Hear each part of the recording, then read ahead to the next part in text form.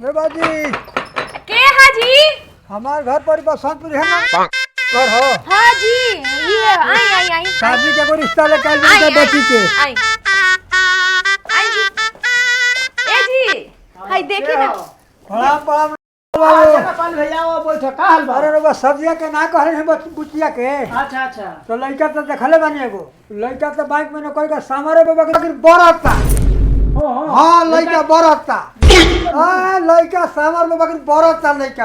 हां जी तो तिलक तो बड़ा मांगी ना कुछ तिलक मंगाहट नहीं खेले हमर संगति हमन ऊपर बाहर जाए वाला बा तो चली ना आज ही चली जा आज चल जा देख ली जा ए जी ए घर है बाजी रो कपड़ा से ठीक है बेटा लड़की के बापे नु है जा लड़की के माई है चली चली तो आज भेंट हो जाई। हां हां कह बाहर जाए वाला बानू तो बच्चा नहीं भेंट हो जाई तो कुछ पानी नहीं ले चलो तो जी सुनी ना पानी या पिया के भेर में रहनु बाद में तो पियत रहम का जी हां हां चली चली देर मत लगाई चली चलो तो बाजी चलो हटा चली चली चली हम देखिए अपना गाड़ी से बानी रोबो सब ने अपना गाड़ी से हम निकलत हैं चलू ठीक ठीक ठीक अगर वो चले हम हाँ, निकाल हमारे अपना मोटरसाइकिल अपना गाड़ी जी से, ठीक। उनका गाड़िया के पीछे पीछे हमी के चली जा ना चले जा दो अपन कुछ जुगाड़ कर लो व्यवस्था कर लो बहुदा अच्छा, 10 हाँ, मिनट में एक- चल जाई। हां चली चली ठीक बा चलो 10 मिनट रुक के जा दो चल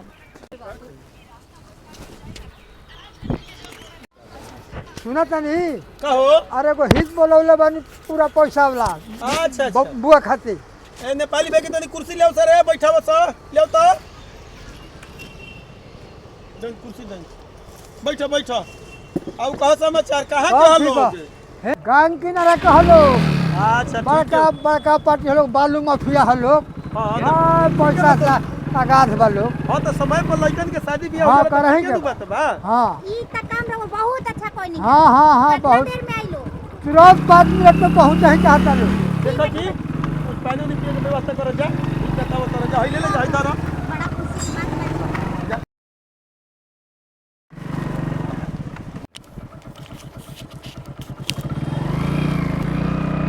हां ये तो है ना ये तो बतैला हम लोग। यही जी हाजी हां नेपाली भाई तेजे बनते ही लोग तो हो का हो नेपाली भाई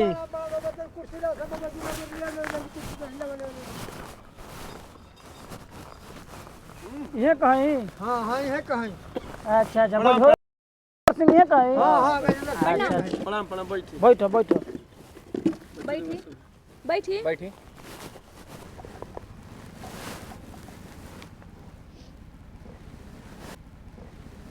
आओ सब सुनाई सब बढ़िया बच्चों का चकाव में कोनो दिक्कत ना नु भइला ना, हम तो पूछे नहीं कम जी बता देला सीधे एकदम रौरे भी आओ बे कहीं जिला जवार में कहीं पूछी दम रोड के किनारे कृपा से लड़का बड़ा बढ़िया हमार दोनों सेटलमेंट बड़ा सन चलिए ठीक है बा हाँ लड़कन में कमी नहीं खे चलिए ठीक बा हमरा सोकरा दोनों एकदम कंप्लीट का बड़ा नाम बा का सन नाम बा एगो के धावरा अच्छा। एगो के सोकना हाँ लड़की बताई कैसन बिया लड़की तो परिवार खूब के सुंदर हिसाब बिया। से बताओ हो पढ़ाई देखी लिखाई फोटो देखी फोटो में तो ठीक है बुझाता का नाम पड़ी जी लड़की के लड़की के माया नाम है माया अच्छा जी? तो हाँ बड़ा बढ़िया बा पढ़ाई लिखाई पढ़ाई लिखाई एमए कैले बड़ी बुची हमार हाँ तो? रंगे लेखा बाड़ी नु रूप रंग में अरे हम तो अरे तनी कोनो से मोट सुंदर बानी। बिया हो इनको से सुंदर बिया अरे सुन तारू हो तनी पानी उनी लेवे ये सब के पिए के आ सुनी ना पानी नहीं छोड़ी पहले लड़का के बुलाई ना देखे खातिर हाँ पूरी काहे ने आई अच्छा अब तनी तनी बोल की नहीं आवाज दिली ए जरूर सब है बतियावा नेपाली बाबू हां आवा तनी बड़ा माल पानी लागत है ना में का हो काहे के बोला तारू काहे बड़ा ताड़ू दान दहेज ठीक कोई नहीं पानी और मिठाई लिया बा का कोइले बानी अरे धीरे बोलो हित ना तो दूचल बोलो के तारा काम कुछ कोई एकदम ना जाई काहे धीरे बोली केहू के घर में बानी का हम अपना घर में बानी तो पानी उनी पिया हुआ के दान दहेज का होई लड़की खूब सुंदर बिया ठीक नो सुंदर विषय ना होई हमरा बेटा लाखों में एक बा ठीक नु दान दहेज कितना दी है जाके तिलक वाला बात कर ली कितना दी है कितना ना दी है कबे होई बियाह ना त ना होई अच्छा जाई। ठीक बा ठीक बा मलकीनी कह तारी कि वहां सब के कही कि खाना उना खा के जाई हां हां ठीक नो का मांग बा अब के माने लइका को बुलाई थी तब नु लड़का आ जाता कह देर में हो सुने तारू हो बबुआ घरे आइल बड़ा सनो हां आइल बड़ा सन आओ तनी तनी मलकिनी कुछ आवाज देली हा हाँ आओ तनी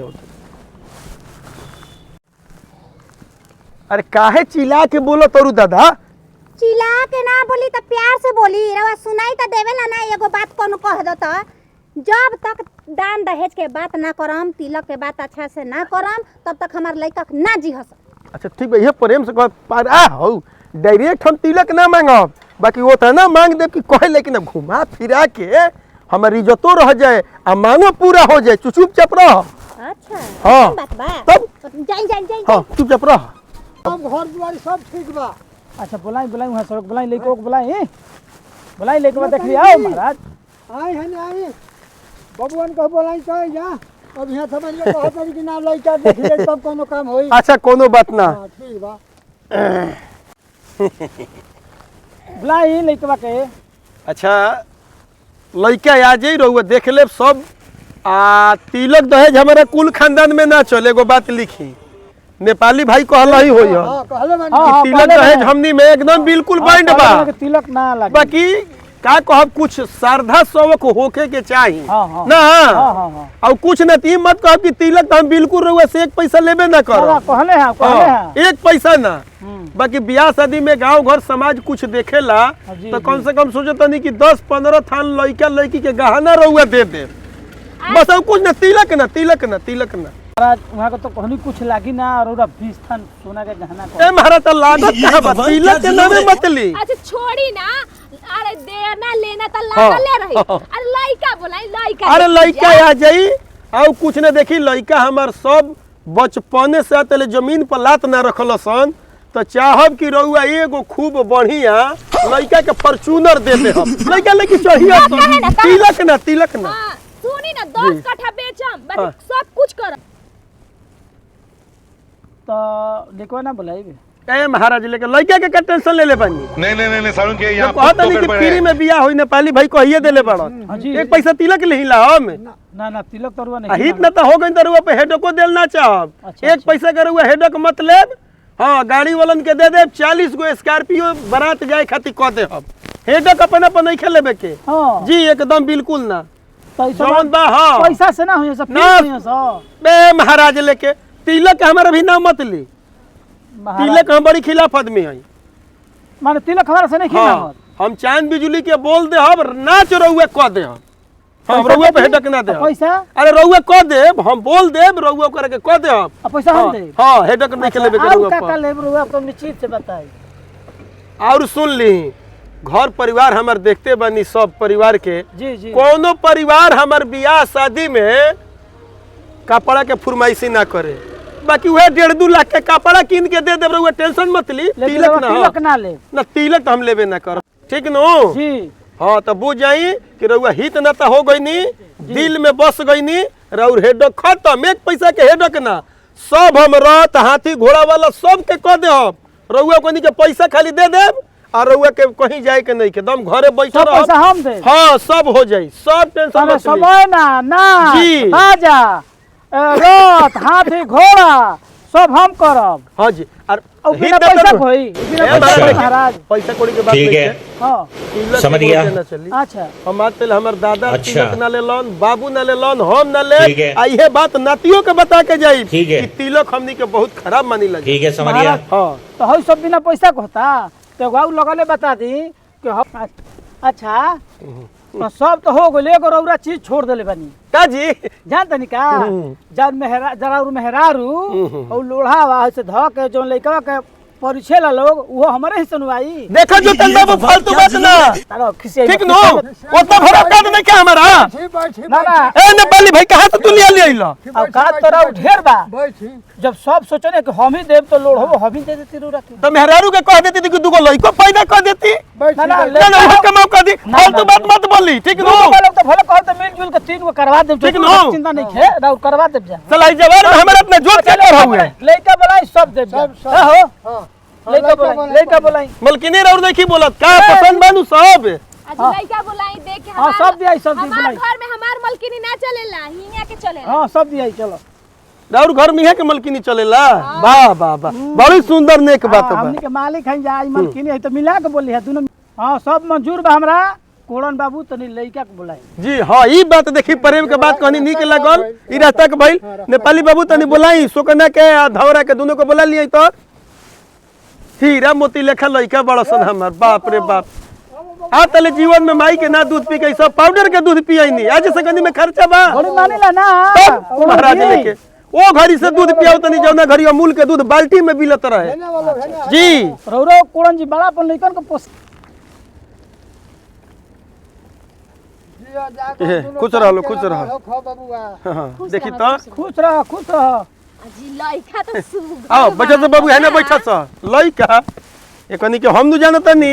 ठीक बना अब बबुआ बैठ, छोटका तनी सावर बोले हेने बैठ बबुआ। छोटा के कौन ना ये बड़ लइका है, उ छोट लइका है। लइका देखी हई बा, हई बड़ बा। ई बड़ ह उ छोट ह। हई बड़ हवा हाँ करे देखे आइल बन जा। हाँ छोट हवा हाँ यही लइका बा तो करिया लागता। बहरा के गाना लेखा लागत यही पर मांगत रहा तना तिलक हम ना दे हम देखी सबसे छोटका हमरा पसंद बा ओकरा से करियन त हम बेटी के बियाह करब। आगे बार बेटी ऐश्वर्या जैसे कम का भी हमरो मुंह कर पसंद है के बुझाता कराई के गाना के मुंह ऐसा बात मानत करी हमरा का इतना रुपया बाप रे बाप तनी एक बबुआ जा लोग जा, अब जा जा लोग बबुआ जा जा बबुआ जा। हाँ हाँ देख लेनी नु लइका। हाँ खुश रहो, खुश रहो, खुश रहो, खुश रह जा बबुआ। लइका तो संस्कारी बड़ा सन अरे कहीं मोर कौन भाई हाँ बोला जोतन बाबू। अरे कहनी है कि हऊ जोन लइकवा बैठा रहे टोपिया पहन के जी जी एकरे सेट कौन रही देख महाराज लेके उल्टा बोला तनी बड़का के छोड़ के छोटका के बियाह करे अब। महाराज अरे नेपाली भाई कोई सा महाराज लेके हित ना तब। लइका पर ये छोट लइका के साथ हमरा सुन ले हां कहीं छोट से बियाह करम त अपन बेटी के बियाह करम ना त ना करम। ए महाराज लेके ना करब त जाई ठीक नो। लइका महाराज बा हताना फेकले बनी कबे से को 1000 मांगा तनी और गोरका से करब तो कहीं ना ना ई कैसन देखे तर नेपाली भाई बड़ के बियाह ना छोट के बियाह होई। चुप रही पाड़ा लेखा करिए वाला लइका बात बताई कोलन बाबू। हाँ, बोल ली। अपन छोटका बेटा से हमर बेटी के बियाह करम त ई घर में बियाह होई ना त ना होई।